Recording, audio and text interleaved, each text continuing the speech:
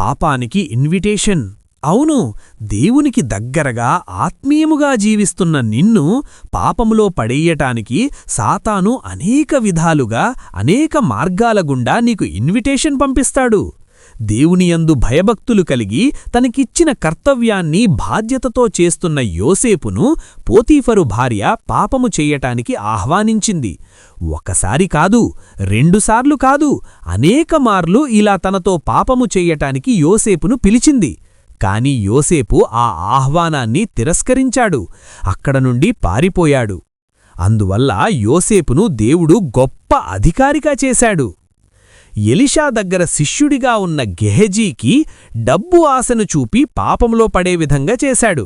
అందువల్ల శాపగ్రస్తుడయ్యాడు. ఊరియా భార్యతో పాపము చేసిన రాజైన దావీదు దేవుని కోపానికి గురై జీవితకాలం భయంకరమైన బాధను అనుభవించాడు. ఇలా అనేకమంది భక్తుల జీవితాల్లో సాతాను అనేక విధాలుగా పాపము చేయటానికి ఆహ్వానం పంపి పాపము చేసే విధంగా ప్రేరేపించాడు. కొంతమంది వాడి పన్నాగాన్ని పసిగట్టి పాపానికి దూరంగా వెళ్లారు. కొంతమంది పాపానికి బానిసలై దేవుని కోపానికి గురయ్యారు. ఇలా ప్రతిరోజూ మన చుట్టూ ఉన్న అనేకమంది ద్వారా మనల్ని పాపం చెయ్యడానికి సాతాను ఆహ్వానం పంపుతాడు.